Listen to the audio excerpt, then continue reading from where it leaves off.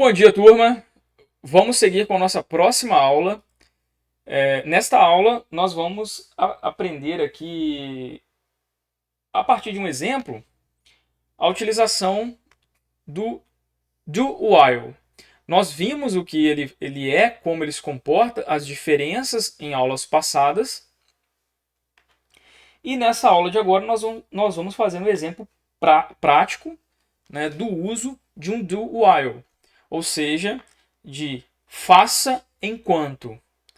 Bom, o do while ele é muito utilizado para controle de entrada de dados.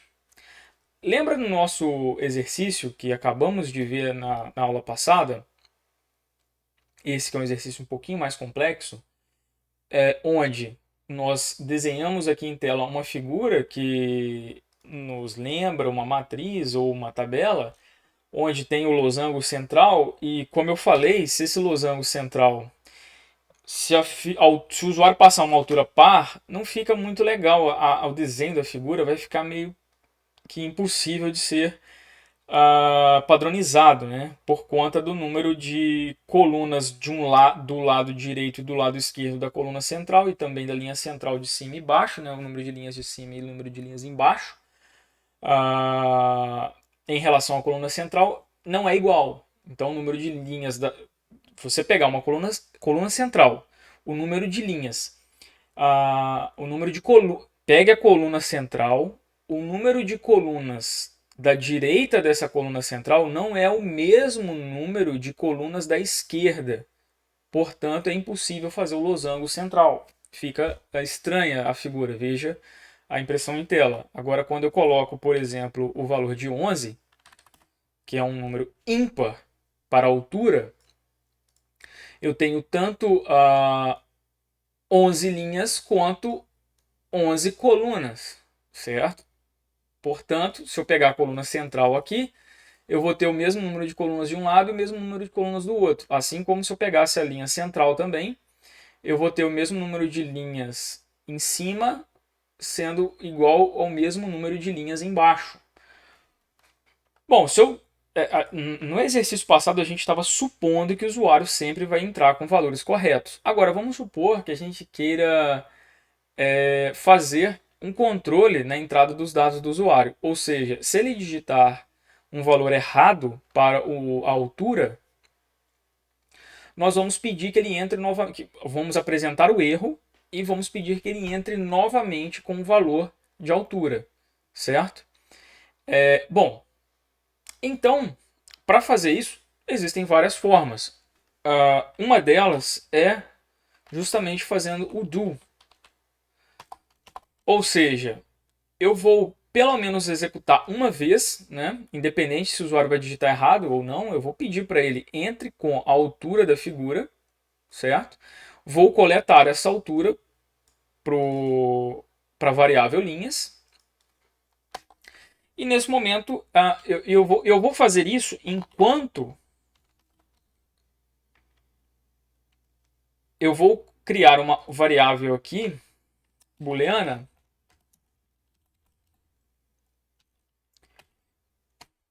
e vou falar que ela é igual a false, ou igual a zero. Enquanto minha variável teste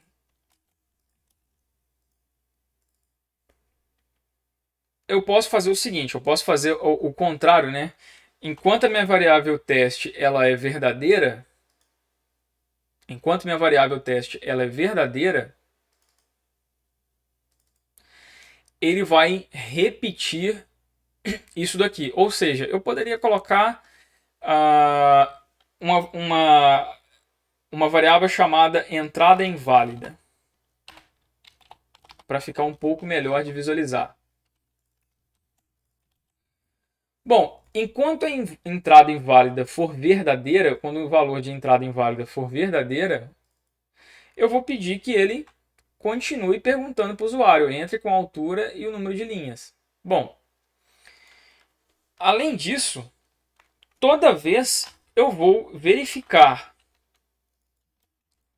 se a entrada inválida ela é verdadeira,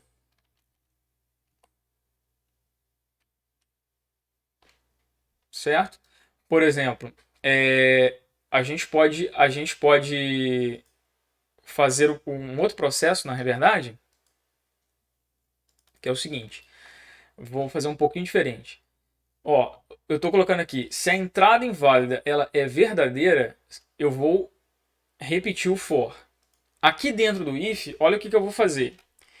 Se o número de linhas, se o número de linhas que o usuário digitou, ele é menor, para fazer sentido essa figura, vamos supor que a gente queira pelo menos a altura 5, né? Ou seja, se o número de linhas for menor do que 5, ou se o número de linhas for maior do que, por exemplo, eu não quero uma figura com mais com mais de 20 de 21 linhas para frente, eu não quero. Eu quero uma figura de tamanho de 5 até 20. Então, se o número de linhas ele é menor do que 5 ou o número de linhas é maior do que 20, o que eu vou fazer? Eu vou falar que a entrada é inválida. Eu poderia começar ela aqui também de falso, né? Eu poderia começar ela aqui de falso. E assim que o usuário digitou algo errado, eu posso falar que a entrada inválida ela é verdadeira, ou seja, eu não quero que o número de linhas seja menor do que 5, nem que o número de linhas seja maior do que 20. E além disso, eu também quero uma outra coisa. Se isso falhar, independe de qual valor ocorra, eu não quero que isso aconteça, que é ser par. Então, se o número de linhas, o resto da divisão dele por 2 foi igual a zero, significa que ele é par. Então, se for diferente de zero, né, ou igual a 1, significa que ele é ímpar, certo?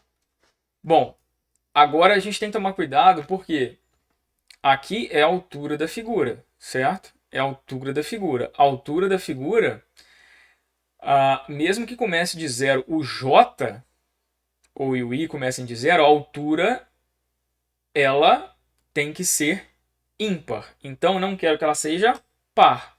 Então, é zero. Então, se o número de linhas for par, ou seja, se o resto da divisão do número de linhas por 2 for igual a zero, vai ser par.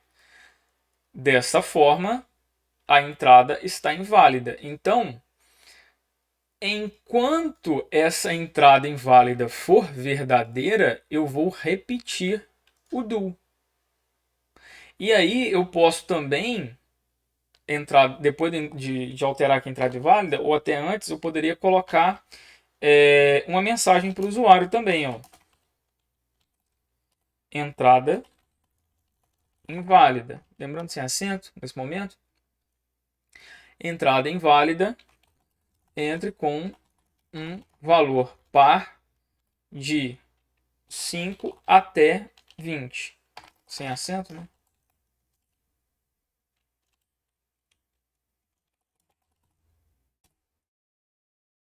A duas quebras de linha.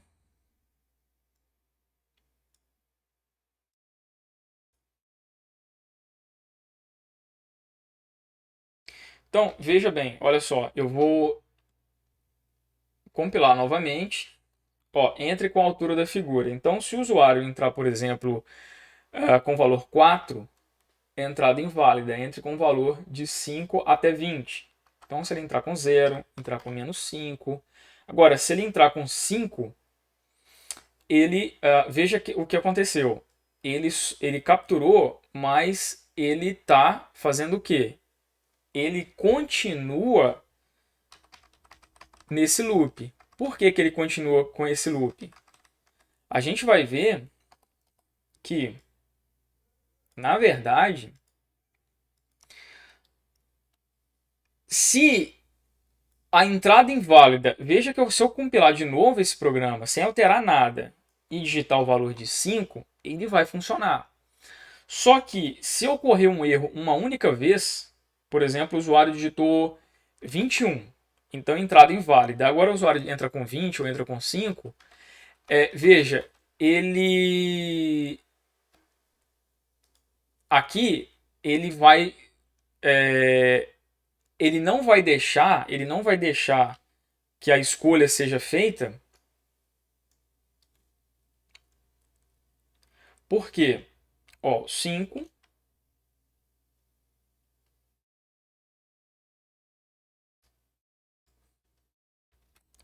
20, né? A gente colocou não sendo 20, né?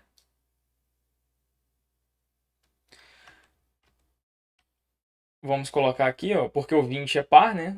O 20 não pode. Vamos colocar aqui 21.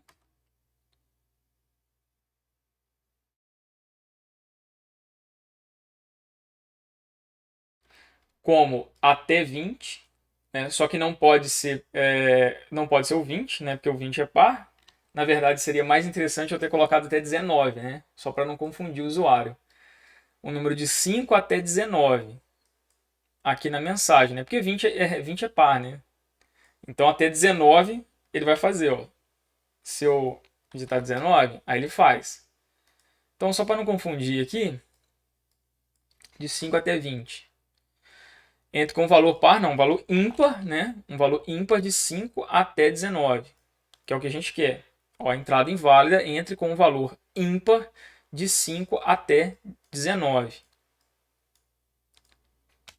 Que a gente quer um valor ímpar. Então, por exemplo, 7 ele foi. Porém, veja que se errar uma vez, menos 3, menos 2. Ele não vai aceitar o 5, mesmo que ele não mostre a mensagem. Mas por que está acontecendo isso? Bom, olha para dentro do nosso código. O nosso código aqui, assim que nós transformamos a entrada inválida para verdadeiro, em momento algum, assim que a gente repete o do, a gente reinicia o valor, né, da entrada inválida para falso. Ou seja, o ideal seria começar de falso aqui dentro, nem precisa declarar um valor aqui em cima. Então, dessa forma, toda vez que ele reiniciar ou começar o do, ele já supõe que o usuário ele vai digitar uma coisa certa. Então, eu vou reiniciar minha variável entrada inválida para falso, né, porque ela poderia estar verdadeira, já está verdadeira. Isso aqui poderia ser a terceira execução do do, né? E ele veio aqui como verdade, né? Já veio ligada a variável com problema. E mesmo que o usuário tenha digitado algo correto, ah, vai independer. Por quê? Ele sempre vai manter a entrada inválida igual a true depois que a entrada inválida recebeu esse valor de true. Eu poderia ter feito o quê? Um if else. Eu poderia ter feito um if else ao invés de fazer essa entrada aqui. A gente pode fazer isso também. Mas dessa forma, olha só, 4 e 5, resolvido o problema. Então por quê? Toda vez que ele iniciar o do, ele vai colocar que a entrada inválida é falsa. Vai capturar a entrada do usuário e vai testar. Se ela realmente for falsa, eu vou setar ela em falsa, mandar uma mensagem para o usuário, testar para ver se a entrada inválida é verdadeira, ela é verdadeira. Se ele entrou no if, é verdadeiro, então ele vai repetir o do. Então, quando ele for repetir o do, ele tem que trocar, né, a entrada inválida para falso, certo? Então, eu devo fazer isso. Outra forma que eu posso fazer, sempre reiniciar essa entrada inválida, é o seguinte: caso o if fale, né, caso a expressão booleana seja falsa, então else a entrada inválida ela é falsa.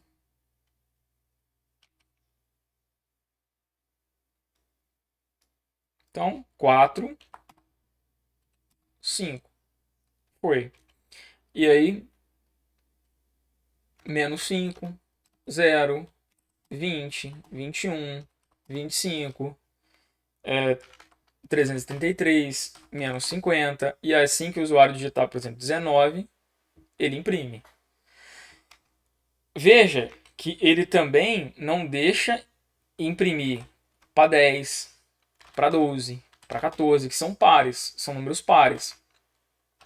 Mesmo que estão dentro do intervalo de 5 a 19, mas entra com valor ímpar de 5 até 19. Então, por exemplo, 11 vai imprimir. Dessa forma, eu faço o quê? O controle da entrada, usando o do while, certo? Então, com uma variável aqui auxiliar, né, para ligar e desligar os problemas que podem ocorrer. Então, de acordo com algum determinado problema, se o número não for ponto flutuante, se o número não for inteiro, se não for uma frase com no mínimo 3, no máximo 20. Então, caracteres, eu posso fazer, por exemplo, no caso de CPF, eu poderia verificar se o CPF é válido ou não, a partir de um algoritmo. Então, eu posso fazer o quê? O tratamento dos dados, para ver se não tem código-fonte ali dentro da entrada do usuário, porque o usuário pode ser um usuário malicioso tentando inserir código-fonte, tentando executar algum comando ali dentro do campo que está esperando que o usuário entre com um dado, ele na realidade está digitando um código-fonte. Então, você pode fazer diversos tratamentos nos dados coletados pelo usuário. Lá em banco de dados a gente vai ver isso, em sistemas de banco de dados a gente vai ver isso a fundo, mas aqui basicamente esses controles de se o número está entre um valor e outro, se o número é par, se o número é ímpar, se o número é igual ou diferente de um determinado valor. Então, são comparações mais simples, certo? Por exemplo, neste caso, o número ele tem que estar entre 5 e 19 e ser par, ok? Poderia ter colocado também entre 5 e 20 e ser par, só que aí o usuário tem que saber que 20, não vai funcionar o 20. Então, para não confundir o usuário, a gente coloca aqui um valor ímpar de 5 até 19, que é o que a gente quer. Lembrando que o que você escrever aqui não interessa, né? Isso é só uma mensagem para o usuário, tá? Muito bem, turma. Então, veja que se eu removesse essa linha, esse trecho aqui, o 20 entraria. O 20 entraria, porque é maior do que 20. Então, o 20 ele está dentro do intervalo desejado, entre 5 e 20. Certo? Entre 5 e 20. Porém, nós não queremos números pares. Por isso que a gente colocou linhas mod 2, né? O resto da divisão de linhas por 2. Se for igual a zero, significa que ele é par. Então, nós não queremos altura par. Lembrando, é altura. Não é o índice da linha e da coluna. A altura. Altura 1, né? A gente não quer. Altura 2, altura 3, altura 4, altura 5. Pronto. Tá a nossa figurinha impressa. Bom, então esse aqui é um exemplo prático da utilização de um do while. Basicamente, ele é muito utilizado para coletar dados e fazer determinados tratamentos nesses dados, né? Como visto aqui neste trecho de código, onde nós limitamos a entrada de um valor x até um valor y e, além disso, esse valor coletado ele tem que ser ímpar, ok? Muito bem, turma. Então, mais uma aula aqui finalizada. Até a próxima aula.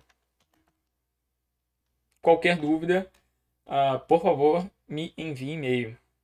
Entre em contato comigo. E sempre, outra dica, sempre em todos os exemplos que vocês estão vendo nessas aulas, façam o rastreio do código. É extremamente importante para o entendimento completo, caso você não tenha conseguido visualizar tudo que está acontecendo. Uma forma para tentar visualizar isso de uma melhor forma é realmente fazendo o rastreio do código. Ok, turma? Então, façam aí o rastreio do código fonte. Certo? Muito bem. Até a próxima aula.